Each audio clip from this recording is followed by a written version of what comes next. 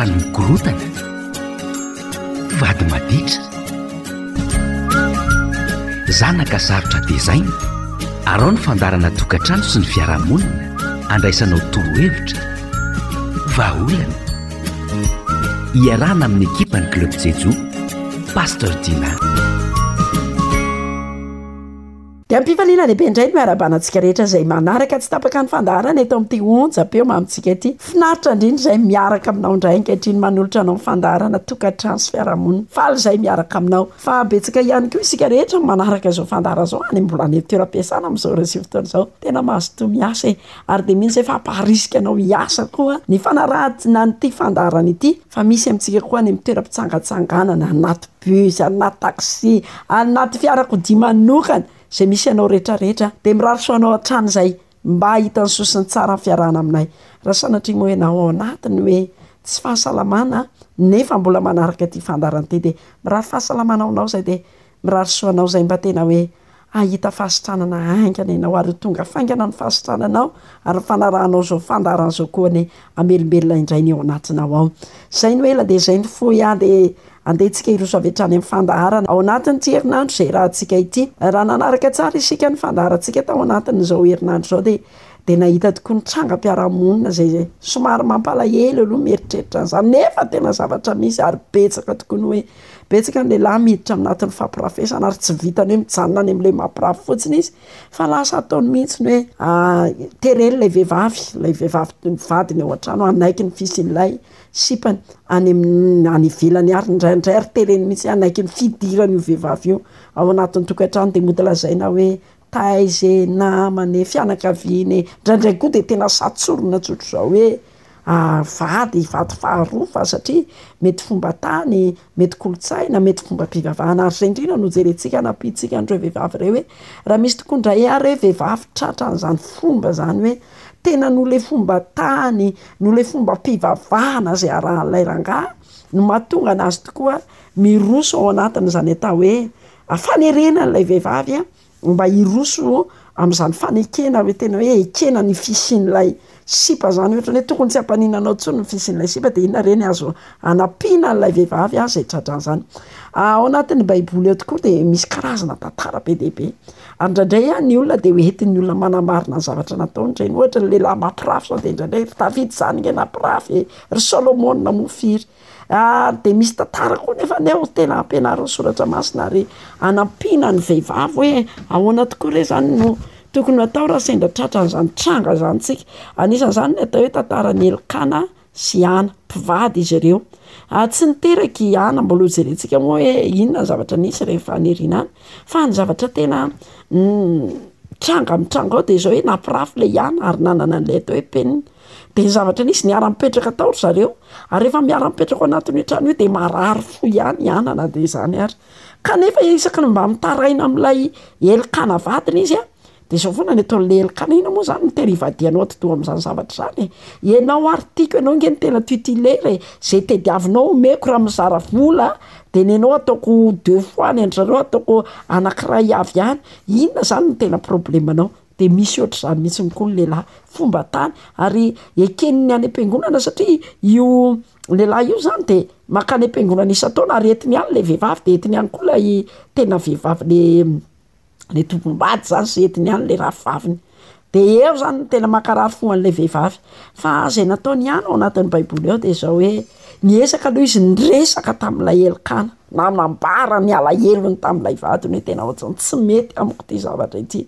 Fa rehefa tsy nanaiky ny aino azy ilay vadiny dia lasa izy nitolona tany amin'Andriamanitra. Ary rehefa nitolona tany amin'Andriamanitra izy dia niezaka izy nanadio ny fony manoloana ny lehilahy io satria ilay lehilahy zany tsy anaiky diso mihitsy fomba tany amin'ilay toerana nisy raha teo zany atao hoe fampirafesana zany. Fa hitantsika tokoa fa ny toean'ny tantara dia ny hoe lasa rehefa nadio fo ilay vehivavy azony aloha izay zavatra nitediaviny. Izay zava-dehibe teo amin'ny fiainany. Fa ny toean'ny tantara dia izao hoe nanana tokantrano tsara izy rehefa avy eo. Izany koa no mba irina ho an'ny vehivavy rehetra manaraka ity fandaharana ity androany. Tena eniko manokana hoe vehivavy satria maro kokoa ilay vehivavy mijaly mpanambadiana mihoatra noho ny lehilahy nefa ianareo lehilahy koa tena tiako mba hiaino an'ity fandaharana ity. Ahitanareo izy zany nge mahazo an'ireo vehivavy ireo rehefa ohatra ka tratra an'izany atao hoe lehilahy mampirafy tahaka anao anao zay mety mampirafy miainao zao fandaran'izao de tady dio fa mijaly eny ny vadinao hoe tena mitomany mety tsy hitany masonao zany de verinao fa hoe tsy maninona zany zavatra zany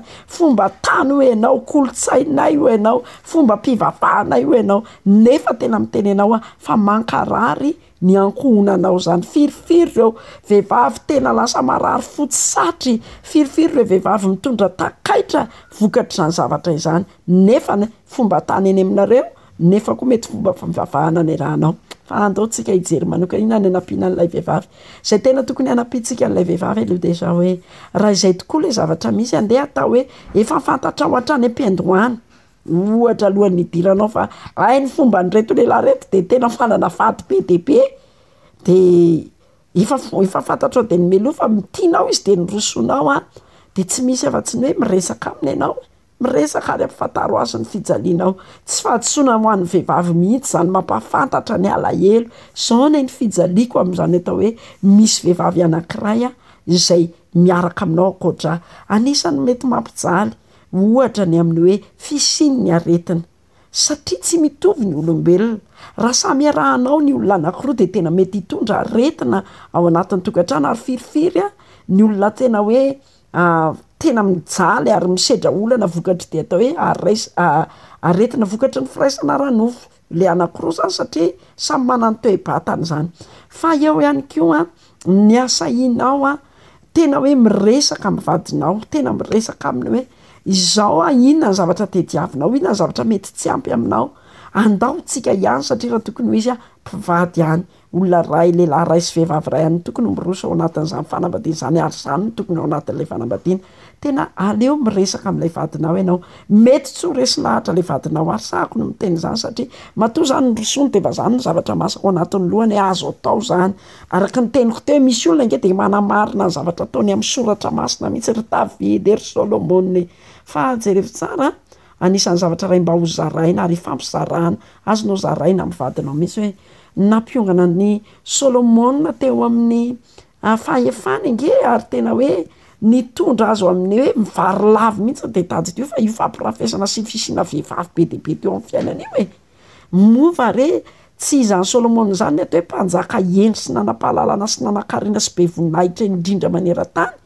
fa fatatsika tsara fefarany tarana ny vokatry neny ny fitiavana vehivavy ary zany nampitandrenana anareo lehilahy rehetrarehetra zay manamarina ny tenanareo amin'ny resaka fampiasana ny hoe ao anatin'ny soratra masina Solomona fa nefa raha ny Solomona naninona tahaka izany koa Davida tady dio tsara fa anisan'ny zavatra ray nampalahelo an'Andriamanitra tamin'ny Davida io fijangajangany sy nangalany vehivavy hafa io tena nampalahelo an'Andriamanitra io de na de tsy mpamaky salamo ary tsika de mahita tsara fa ao anatin'ny baiboly eo de misy teny zay tena Davida nanenina tamin'izay zavatra nataony ka natonga azy ny tana mamindrafo amiko Andriamanitra vonohy ny fahatozokony tena tenena zany de zao tsy eken'Andriamanitra mihitsy zany atao hoe fampirafesana zany raha ohatra ka io ny andeha alainao tahaka ka mahatonga anao hoe andehanao an'ilay fomba mpivavahana hoe afaka mampirafy na hoe kolotsaina afaka mampirafy fa raha ohatra koa nefa tena tsy fantatra olo vehivavy zany talohan'ny idiranao de mety ianao angena ataon'Andriamanitra fitaovana mba anafaka hitondra fanafahana ny vadinao io meza miresaka amin'ny fahalemem-panahy zay zany tena zava-dehibe ary aitsika vehivavy io raha nanaraka ny fandaharantsika maly de nahita tsara hoe nisy lehilahy tena nyziriziry tamin'ny heviny ary tsy resy nizaniza mihitsiny ary azo teneny hoe lehilahy zay mahavahany iny lehilahy zay naharesy an'iny fa tsy ny lehilahy neny naharesy an'ilay le lehilahy goavambelona de Samsona le nyresantsika maly fa vehivavy tambitambin'ilay vehivavy ary tahaka izany ihany koa ny mandresy an'izany atao hoe volotsaina zany satria zany zany efa zavatra lasa maniry ao anatina olona anankiray de tsy vitanao vehivavy fotsiny amin'izao zany tsy vitanao amin'izao zany ary tsy voaongotra ao satria mety ny fiarahamonina mihitsy nefa manaiky ny fisin'ilay zavatra zay nisy teo amin'ny tantaranareo eo amin'ny tantaran'izy ireo fa zay azo anampinanao de izao ihany hoe ianao kosa de mila manaiky hoe ny any ataoko de ny tena hoe mandresy lahatra n'ilay vadinao amin'ny alalan'ny fahalemem-panahy amin'ny alalan'ny tambitamby averiko foana zany hoe afaka mitondra fanovana ao anatin'ilay tokantranonao ianao amin'ny alalan'ny fitondran-tenanao tena manova zavatra zany amin'ny alalan'ilay